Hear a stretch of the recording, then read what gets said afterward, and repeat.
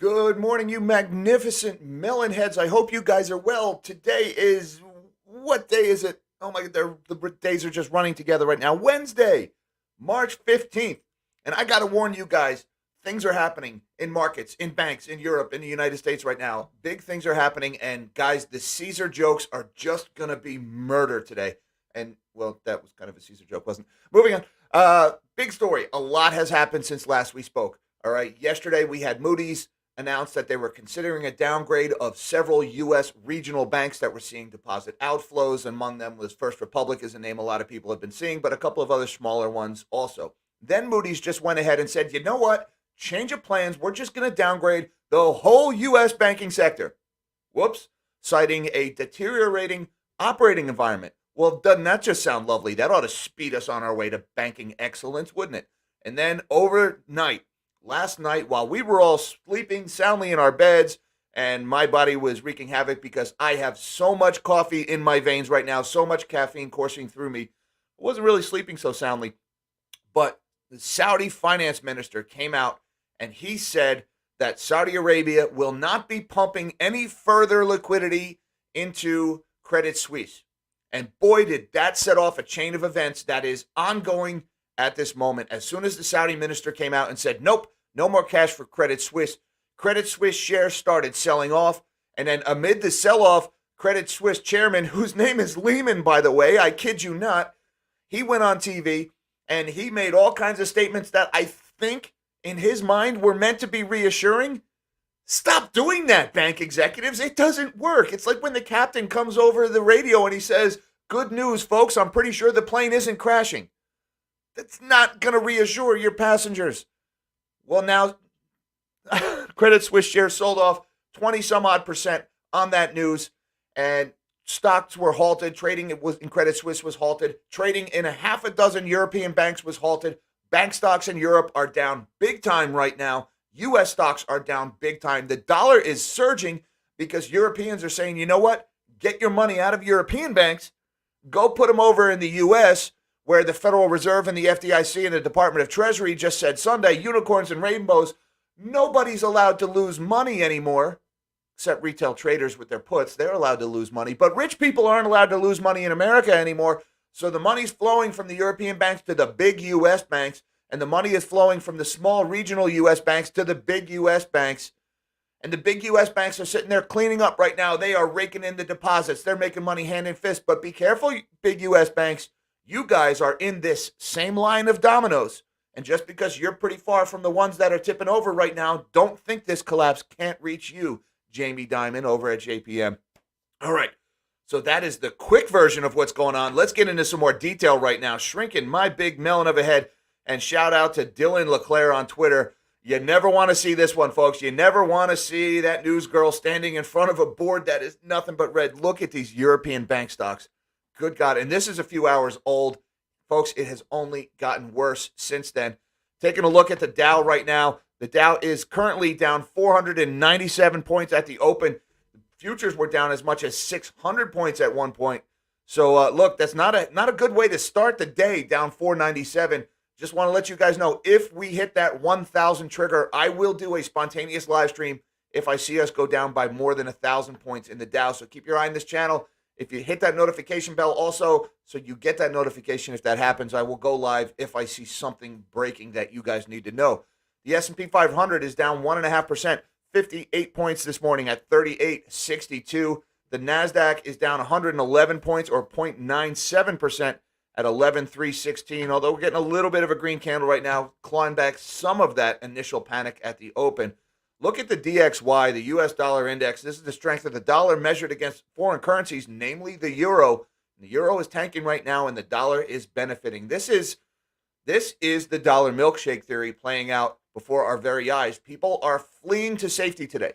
And what are the safety trades? Where do you go if your money is not safe in the bank? Well, if you're a European, your first stop is the dollar.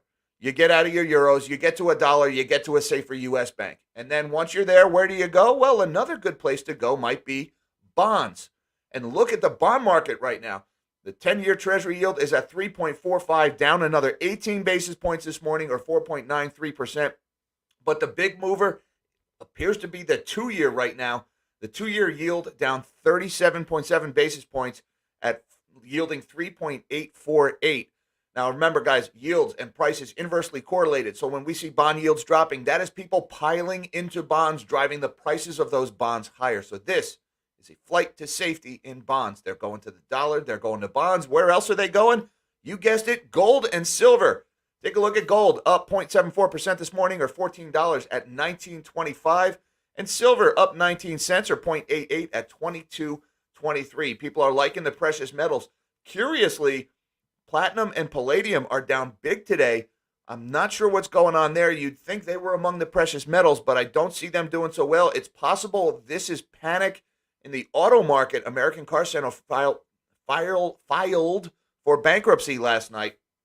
So it's possible platinum and palladium are selling off on uncertainty in the automotive industry. The main use for platinum and palladium is catalytic converters and engines. So bad news in the auto sector could mean bad news for demand for those metals. Also, check out oil this morning. Crude oil, WTI, $68.55, down $2.84, or almost 4%. It looks like President Biden may get his opportunity to refill the Strategic Petroleum Reserve at $60 a barrel, and then he can go on TV and say what a good deal it was for American consumers. Of course, the bad news is that means we're all broke by then, if that happens. Natural gas also down 11 cents this morning at $2.46, or down 4.3%.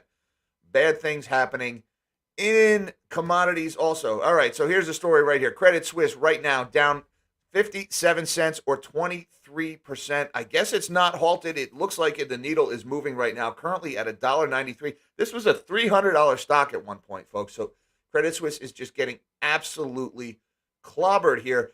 And also, we mentioned bonds a minute ago. Check out the yields in the German Bunds. Now, this is a pretty good indicator of the health of the overall European markets. And we're seeing the same thing. The German 10-year down 28 basis points. People are piling into these bonds. What do we got? The German 2-year down 45 basis points, or 15%. This is the yield is down 45 basis points. So this means the prices are going vertical. Flight to safety over in Europe. And this is what set it off. Credit Suisse shares tank after the Saudi backer rules out further assistance. Shares of embattled bank Credit Suisse hit another all-time low for the second consecutive day. Credit Suisse's biggest banker, the Saudi National Bank, has said it would not provide further financial help for the bank. And speaking to CNBC's Hadley Gamble, no relation, during a panel session in Riyadh on Wednesday morning, Credit Suisse chairman Alex Lehman, I can't believe his name is Lehman, declined to comment on whether his firm would need any government assistance in the future. And that's kind of the thing, guys. It was what he said when asked. He was asked if he would rule out some kind of assistance from the government. And this is the statement. This is why these bank executives, they just need to stop going on TV. Stop talking, guys. Be quiet. Go home. You're drunk. The Credit Suisse chairman, whose name is Lehman, went on TV and he was asked if he would rule out any government assistance. And he said, that's not the topic. We are regulated. We have strong capital ratios. We have very strong balance sheet. We are all hands on deck. So that's not the topic whatsoever. Not what we asked. We didn't ask you what the topic was, Lehman. We asked you, would you rule out government assistance? And you would not. So the answer is no, which means Credit Suisse is at least considering, or possibly even in discussions. I don't want to get too rumor milly or too speculative here, but he would not rule out assistance from regulators, central bankers, government bailouts, whatever. We all know that's where this is going, folks, right? That's probably where this is going. And then there was a couple of more things came out here. This is just moments ago. Credit Suisse CEO says, we are a strong bank and overshoot all regulatory requirements. Well, congratulations on being overshot, Credit Suisse. Credit Suisse CEO says, our liquidity base is strong. Again, you want to panic people? Go ahead and tell them how strong your liquidity base is. Tell them you're financially strong and see what happens. It never works. Never works, folks. Also, we've got Credit Suisse CEO says that the situation in the U.S. is non-comparable and factually has nothing to do with Credit Suisse. And well, that is factually incorrect. That is factually doo-doo, Credit Suisse CEO, to say it's not comparable to the U.S. You got a bank that is having a run. That is absolutely comparable to what happened. Now, the customer base at Silicon Valley Bank may be different than the Credit Suisse customer base, but Credit Suisse has been in the midst of a bank run for months. This started back in November. All right, so this goes way back. And the fact that it has nothing to do with Credit Suisse, that is incorrect, because announcement by the FDIC and the Fed and the Treasury on Sunday has told wealthy Europeans that the United States taxpayer, the United States dollar holders, through inflation, through this BTFP, which is not a bailout, totally a bailout, that has your back. And so if you move your money over to the big U.S. banks, the government has your back. And so that is accelerating the run on the banks in Europe. The contagion has finally reached Europe. Oh, and also, let's not forget First Republic Bank. That's one of those regional banks that was in trouble. Now, they were down about 26% earlier today, now only down 15%. So someone's buying the dip here. But a statement came out about First Republic Bank. S&P just cut them to junk. This was like 2 minutes before I went negative. S&P cut First Republic Bank to junk, and they said they believe there is risk of deposit outflows is elevated at First Republic Bank. So that story's not over, the small U.S. regional banks. Also, guys, take a look at this. This is U.S. FRA minus OIS spread. Oh, my goodness, that's a lot of acronyms. All right, so FRA stands for Forward Rate Agreement minus the Overnight Index Swap Rate. All right, what this is the difference between borrowing money risk-free from the Fed and the cost for the banks to lend money to each other. So this is the risk in the U.S. banking system. All right, this is, one of the things we usually see during a situation like this is the banks go on defense and they stop lending to each other. And when they stop lending to each other, there is less supply of money available, so the demand for money stays the same. The price goes higher. The price of money is interest rates. We are seeing right here a big spike in the spread between FRA and OIS. This is interbank lending drying up. And you can see right now we're almost as high as we were at the height of the COVID collapse. We're still nowhere near as high as we got during the GFC, but the banks are starting to stop lending to each other. They're going on defense. You've got to pay attention to that one. All right, I just want to show you guys what's going on in a couple of these banks right now. We got Deutsche Bank stock. Let's refresh these windows. Deutsche Bank down 9%. BNP Paribas down 10.9%. Societe Generale down 10.5%. HSBC, got to refresh the window. HSBC down 5.7%. They're doing a little better.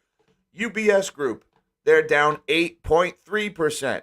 Commerzbank down 9.9%. Let's look at some of the U.S. names right now. JP Morgan down 3.3%. So even they're not being spared in this sell-off. Wells Fargo, got to refresh the window, down 3.4%. Bank of America down just under 2%. They seem to be doing better than all of them. And the Goldman Sachs Group currently down 3.9%. All right, so folks, banks getting just absolutely clobbered across the board this morning. The contagion has reached Europe, and that is the key word, contagion. All right, the way this works, all right, the way the contagion works, even banks that are probably doing okay, banks that think they're okay because their depositors aren't running, the more banks that get run, the more people at other banks think, well, maybe I should withdraw some of mine. And once there is a little bit of weakness at a bank, once a story breaks that there is a little bit of a run going on at some bank, it is literally blood in the water. All right. And then the shark come and then everybody starts getting their money out. And now the problem is manifested. It creates itself. All right. This is a self-fulfilling prophecy. Once it gets going, it's really hard to stop. All right. And what they did Sunday night with the announcement of this bailout, not a bailout, totally a bailout, with that announcement, that was meant to stop the panic. Although now that it's reached Europe, it could get worse over in Europe, and then it could spread right back here. And these U.S. regional banks, they're not even safe yet. So keep in mind, folks, happening very fast right now. I'm going to keep an eye on this story. I'm going to stay on top of it. I don't know if this is the big one. I mean, I'm looking right now. Stocks appear to be rallying a little bit. They're still down 400 in the Dow. So it's clawed back about 100 points since the open. The S&P is down 50, 1.3%. The NASDAQ down 100 or 0.88%. But it's going to be another one of those days, folks. And again, you got to be so careful on margin right now. If you guys are out there borrowing money to try to trade this, or if you're going out on margin to try to trade in options right now, this volatility, they can stop you out. They can wipe you out in the blink of an eye. And then the next day, those positions that you just got stopped out of would be up dramatically. It doesn't matter. You already lost all your money. So you've got to be so careful trading on margin in an environment like this. So please, guys, protect yourselves. Just want to send a couple things. I've got my Patreon meeting is today at 3 p.m. on Zoom. I'm looking forward to talking to you guys. There is a link on the Patreon feed and a link down below in the description should you want to check that out. I want to say thank you very much to everybody for your time for watching. Thank you to my Blue Wrenches who are drinking from the fire hose today. Oh my God, there is a lot of comments coming up right now. Thank you guys for keeping things neat and tidy in the chat. Hi, Mom. Hi, Dad. I love you guys. And until next time, live small and dream big.